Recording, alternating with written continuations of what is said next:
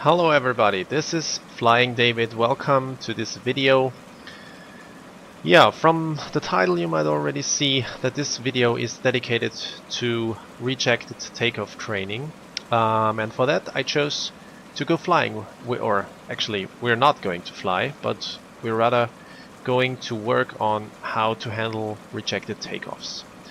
I've been working a little bit on rejected takeoffs, departure briefings, stuff like that in the recent time, and since I'm a private pilot in the real world, where this definitely is much more a topic than in the virtual world, I thought, well, let's give it a try in the simulator as well and focus a little bit more on doing flight preparation, go-around preparation, and also departure briefings, takeoff briefing, and handling rejected takeoffs.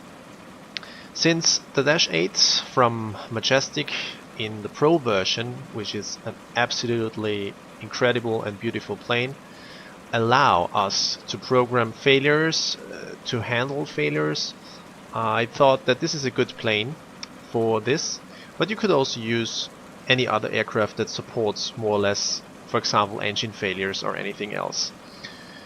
So for today's flight we are going to use this wonderful Majestic Dash-8, and yeah, I think let's board the plane. Okay, we're back in the cockpit. I have set up everything already, so let's just cross-fill the information to the First Officer CDU, or FMS, however you want to call it. And then let's talk about what we are going to do. We're going to do a few takeoff attempts. The first one will be a rejected takeoff at low speed. Second one will be a rejected takeoff between 80 knots and V1. And the third one will be a rejected takeoff, or it won't be a rejected takeoff, it will be an engine failure at or just after V1. A few words on rejected takeoffs. Basically, you will reject the takeoff if any master caution, master warning, engine fires, or anything else, any other warning that might come up during takeoff roll until 80 knots. This is something you would do in the Dash-8. I think this is also the thing for the real world, but we're talking about simulation here. So anything that might impede a safe flight, or anything, loss of control for example, that prevents you from going on with takeoff, would be a reason for stop below 80 knots. Above 80 knots you would definitely think a little bit more about it. That means above 80 knots we would have a rejected takeoff at high speed. Therefore we would only stop for engine failure, of course, engine fire, or any other master warning. That means any red indication, and of course also loss of control or anything like that. But you would not stop, for example, for a warning that comes up, any small, under quotes, small things.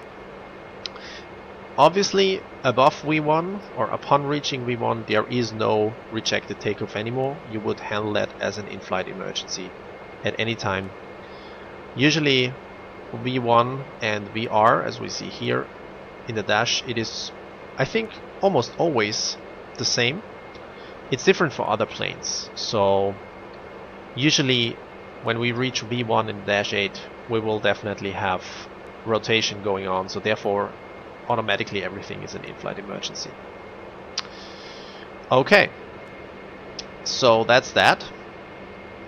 Now let's quickly go through some checklists, and then we'll do the taxi to our runway. I forgot to mention, we are sitting here down in Warsaw, in the beautiful scenery of DRZEWIECKI's Warsaw X. Beautiful airport. I bought it on sale, and we'll be flying, or we'll be trying to take off on runway 29. It's to the east, and then we would follow the, let me see, what was it? The Evin 5 Golf departure route, direct to Berlin Tegel. But yeah, as I mentioned, this is just going to be a rotation. There is not going to be a real flight, so therefore this is not so important. I have everything set up. We can start up the engines, close the doors, and then taxi to the runway, and I will see you there. Okay, welcome back. We're parked here at runway 29 at holding point November 2, and we're pretty much ready to go. So let's do a little takeoff briefing really quick, so that we can think about how to handle emergencies or how to handle special situations. So the takeoff briefing for our departure today. We'll be taking off from runway 29 here at Warsaw. Flaps setting is flaps 5. The wind is currently coming from 280 with 8 knots. Yeah, 8 knots. So a little bit from our left. A little bit from the left. There are no gusts reported, so it should be a very smooth takeoff. Other than the wind, we have showers. As you see, light rain is reported. We have a visibility of about 9 kilometers, broken clouds in 500 feet, and overcast in 1,500 feet. That means, not too good, but other than that, we'll be climbing out of this bad foggy weather here and dive into some better weather, hopefully. After departure, we'll follow the SIT, which is called, let's have a look at it again, which is called Evin 5 Golf departure. Initial climb is 6,000 feet. Our acceleration altitude is set to 1,370. I also tuned it in on the MDA so that we have a visual indicator on the altitude band as well. We'll take off with NTOP, so maximum normal takeoff power, and standard calls are 80, V1 and rotate. Acceleration altitude, as I said. Now about the rejected takeoffs. We will abort the takeoff for any master caution or master warning. That means any amber or red warning, or also engine fire, obviously, below 80 knots. Between 80 knots and V1, we stop for only red indications, engine failure, engine fire, or failure to maintain direction and control, or in general anything that impedes a safe flight, anything that prevents us from going on in a safe environment. Stop procedure is idle thrust maximum braking.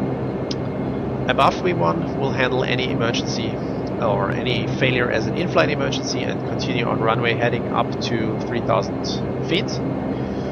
And then we request vectors for a holding, and then we'll work the relevant checklists. If we have to return to the airport, we'll request vectors to the runway of our choice. Probably it will be runway 29 or runway 15, but we'll see. The takeoff commando is the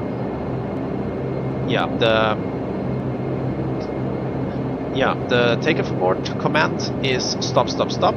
And since I'm alone in the cockpit, it's my controls and my ATC as well. Okay, that's it. So let's go. Parking brake off, landing lights, anti-collision, white, and then we'll start.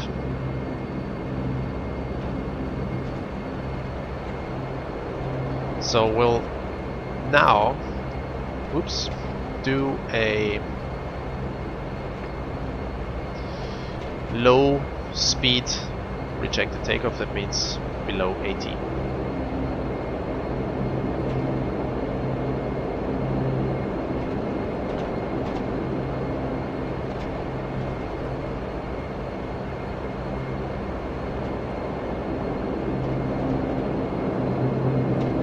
Okay, we're lined up, flight mode is active. Good, so let's go. Takeoff power is set. Airspeed is alive. Stop, stop, stop. Thrust, idle, maximum braking.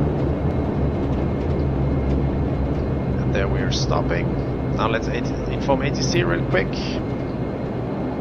Warsaw Tower, Eurolot 123, stopping, stand by.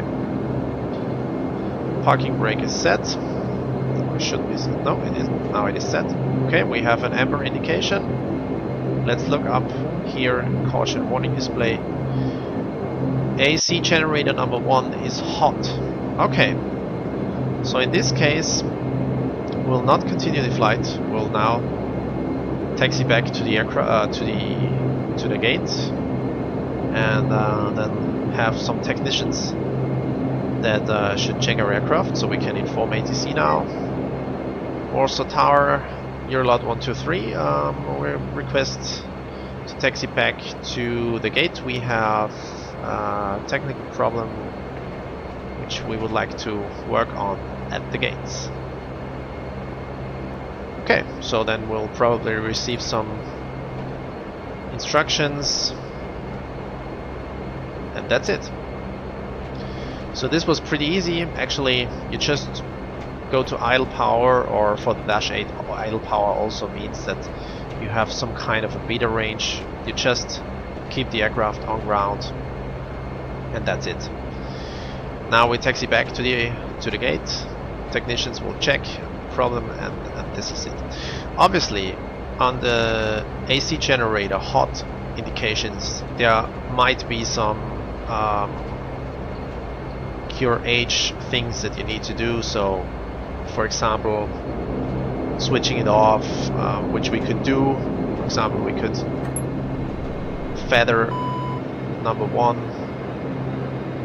just so that we take the load of this hot AC generator. We can also switch it off, which saves us some time probably. But this is cure H stuff that I'm not diving into now. Basically, I think shutting off the engine is not a bad idea at this stage. Okay, so this was a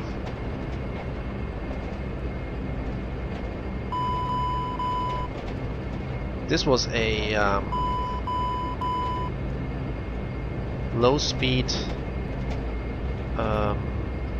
aborted or rejected takeoff,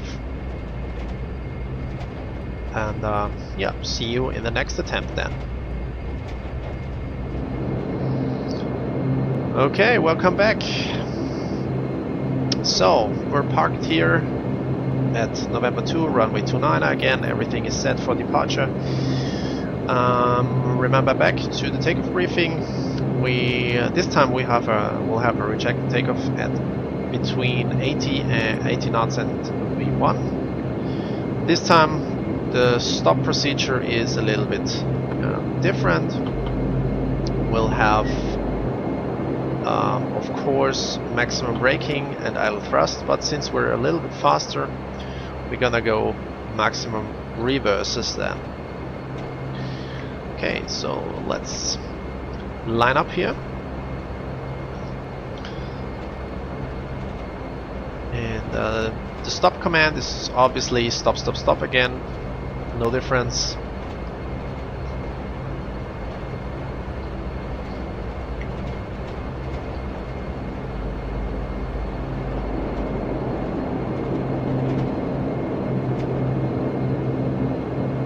Okay, flight steering goes off, and yeah, let's go.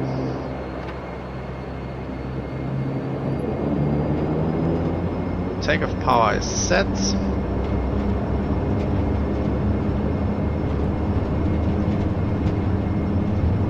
There comes 80, and stop, stop, stop. maximum braking. We're not going to use reverse here because we have had a red warning. So stopping here, parking brake set. Let's check, what do we have? Okay, we have an engine failure. Number 2 failed. Yeah, number 2 failed. This is it basically. So let's have a look at the warning display. Engine 2, FADEC fail, oil pressure. Okay, so basically the engine is out. We have a look at the fire panel. We see that there is no fire warning. Also the engine fire indication here stayed off. So thankfully no fire. But we have an engine that stopped. So in this case, of course we would have informed ATC about our stop. And also we get the indication power plant here. So in this case we'll notify ATC that we'll taxi back to the gate. We don't need any other service, we just wanted to have a taxi clearance and request taxi back to a gate due to an engine failure. But the stopping procedure is the same. You apply maximum brakes. First of all, of course you set idle power. Since we've had an engine failure, which the pilot monitoring would also say, you would not use thrust reverse because well, we would have a very just the reverse on one side, which would not stabilize the aircraft too much. So for this aircraft, the Dash-8, it's very easy to stop on this long runway. On another runway you probably might use thrust reverser. I don't know how this is handled in the Dash-8, but for that the best way to abort the takeoff is just to stop by applying maximum brake and then the idle power. So let's park up here and have a look. Let's have a look out of the window and we'll see we have a stopped prop here. And yeah, the other one is running. So back to the gate, have the aircraft inspected, and the passengers would take another plane. Okay, we're back here, runway 29er, November 2. The aircraft is reconfigured for another attempt. We have set up everything so we can enter the runway, and this time we're going to have an engine failure. An engine failure after V1 means we have an in-flight emergency. After departure, of course, it's the most crucial or actually the most dangerous part, and there are some actions that are vital for us to have a good outcome on that. So what we do is we'll accelerate or try to climb to the acceleration altitude where we level off, we activate the autopilot, and then we'll retract the flaps and try to climb with V-climb, select the bleed to max, then try to fly with the maximum power. If there are other things to do, we'll see how this engine failure is going to be, but basically this is what our actions are going to be. Good, so we'll line up. I think we're good to go. So, okay, takeoff.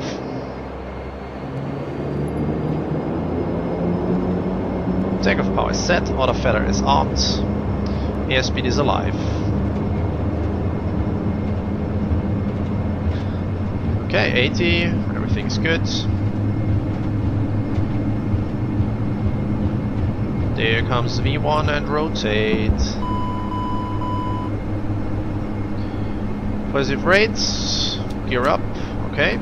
So there is an engine failure number 2. And an engine fire, okay. So we're gonna try to climb and we're gonna kill the alarms now. We're gonna head for the IAS modes. We're We're gonna go for V-climb, which is 148. V-fry, let's retract the flaps. And we continue on the runway heading. So let's activate the autopilot. We're gonna go for a little trim now. So engine number 2 failed, obviously. There's some vital action for an engine fire. We're gonna level off here. And we're gonna cut engine number 2. And we're gonna pull the handle and discharge the forward bottle into the engine, which we did, and we hope now that the engine fire goes out. You have 30 seconds time after that you would discharge the next bottle. So we have now need to switch on the anti-ice. Our pilot monitoring has informed the ATC now, so we requested vectors on our heading. And now let's work through some checklists. So you see we're steady here on 1500, so let's go to 3000 as we decided to do. Terrain, caution, terrain. Alt selected, we're gonna go vertical, or let's go IAS mode. Let's try to fly with a constant speed of 200, which is good. So let's run through some checklists. Engine fail actions. Well, we have accelerated to altitude, we have maximum power. The aircraft is doing that on its own. So we're climbing here to 3000 feet. What else have we got? Auto feeder is off. We have matching throttles. Engine number 1 ignition. Well, it is not engine number 1, engine 2. Gonna switch it off. We're gonna set bleed off for the number 2. Standby hydraulic pump. Gonna activate this one. Fuel transfer, how do we look? We have about 100 kilograms of difference here. So we're gonna pump some fuel into the remaining tank on the other engine. So keep in mind we have notified AEC that we need to work on some checklists. So we request vectors now back to the airport. What we do is we would like to go back to runway 33, since this is the runway with an ILS. So we program that into the MCP. Oh, and we're going a little bit too fast. So obviously you might know that the Dash-8 is really overpowered. So therefore also one engine produces enough power for us. So we're gonna go on ILS runway 33. Gonna put that into the flight plan, and then we're gonna go here to this waypoint. It should get us back to our ILS approach for the runway 33. Let's quickly look up the frequency. I think runway 33, yeah, it is frequency 110.3. Gonna tune that in. Okay, let's recap really quick. What have we got? Well, we had an engine failure after V1. We also worked on an engine fire. Engine fire is out. Everything is good. We have a little imbalance here that we're just we're pumping fuel into the other tank. That's good. We have ice, which is good. What else have we got? Let's quickly run through some QRH or checklists. Basically, we are now going to land with one engine. The return is obvious. We can turn off the PTU control. Standby hydraulic is on. Operating engine fuel pump is on. Yeah, so vital actions for an engine fire basically is power lever to idle, condition lever, fuel off. Then we pull this handle here and discharge the first bottle. After this first bottle we have 30 seconds, but right after discharging the first bottle the fire went out already. So it's good for us. It wasn't a problem. We did not need the second one. What your aircraft automatically does, it applies maximum power after an engine failure. We did not touch the RPM control. We set the RPM to max, or we left it at max actually. So everything is good. We have notified ADC on this emergency, and we requested vector spec to runway 33 due to the ILS. And this is basically what we're doing now. We're heading back to the airport in 3,000 feet. And on heading mode, we can now switch to ILS mode, tune in the course, which is 327, I think. Yes, 327 according to the chart. So now we're just flying under single engine operation, not big a deal actually. And yeah. So this is basically how you would handle an engine failure. This is of course much more easier if you have two pilots, because one pilot can work on the checklist, one can focus on flying the aircraft. Basically what I did is I tried to keep the aircraft steady, activated the autopilot, IAS mode, accelerated to V-climb, retracted the flaps. What we forgot to do is we need to set the bleed to max according to checklist. Did I do? Yes, max. Okay. We needed to apply maximum continuous power, obviously. We switched off the auto feather. Yeah, and we also did some fuel transfer. Whoops. Which we overlooked now. I think the imbalance can be around 80 kilograms. So this is not correct now, but well, it's just a simulation. But you need to focus on also on the imbalance here. So we're now waiting for our ILS to show up. We're going to land on runway 33. Emergency services will stand by. Basically we're gonna land, they will inspect the engine, and if everything is good, we'll taxi back to a stand where the passengers can disembark then, and yeah. So not a big problem here, everything is good. The aircraft is stable, we're flying with one engine, no problem.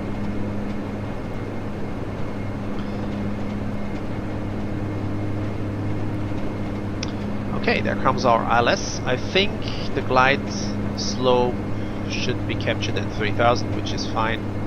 So we're gonna turn left now to meet this point, and we can also decelerate. So you see, also with an engine failure after V1 during climb, the aircraft was very stably climbing. It's not a problem to fly the aircraft, and never forget, first aviate, then navigate, and then communicate. In this case, obviously, we assumed that our first officer, or in this case pilot, not the pilot monitoring, obviously did the communications. He informed ATC, Eurolot 123, mayday, mayday, mayday, we have an engine failure. We're proceeding on runway heading standby. As a first intention is good. After that, we would have stated that we would like to go back to the airport due to an engine fire. Everything is good now. And we do request emergency services on standby. Stuff like that would be told to ATC when we have time. Okay? So, no big problem. Everything is good. Okay, there is our glide slope. I think we can intercept that. We can also think about stabilizing the aircraft now, make it ready for the approach. It's going to be a single engine landing, not a big problem.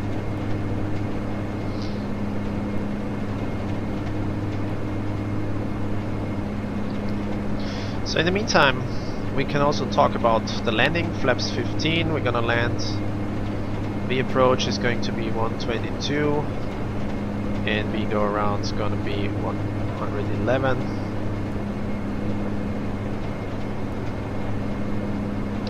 And there we're capturing the localizer.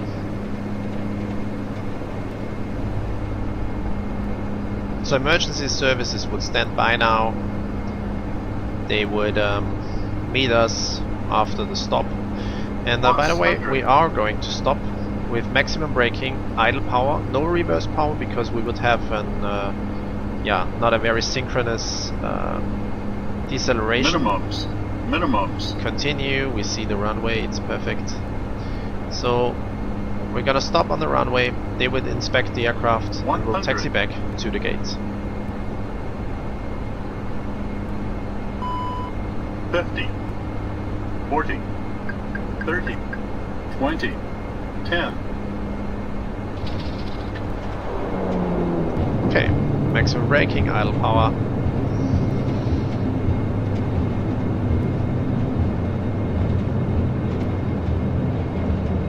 There is no need for evacuation because, well, the fire was extinguished. So we're gonna set parking brake here. We're gonna show emergency services that they can come to our place and visit us. I turn off the lights, I think, during the approach. No problem. Yeah, so that's it. This was an engine failure after V1. Basically, keep in mind, aviate, navigate, communicate. First fly the aircraft. Try to stabilize it, activate the autopilot if needed. Try to keep a steady climb, try to reach acceleration altitude. Then, if you can, continue the climb to a reasonable altitude, for example 3,000 feet in this case. We were definitely able to climb, otherwise you would stay at the acceleration altitude. Apply maximum power at any time, and if you have stabilized the aircraft, try to use maximum continuous power. The decision, of course, with an engine failure with one engine operative is obviously to go back, but this is a decision that you need to work you need to talk about, you need to work on during flight. It's also possible to enter a holding. In this case, no holding was necessary because we decided immediately to go back. Yeah, so that's it. Hope you liked it. If you did so, please leave a like, subscribe, and see you in the next video. Bye bye.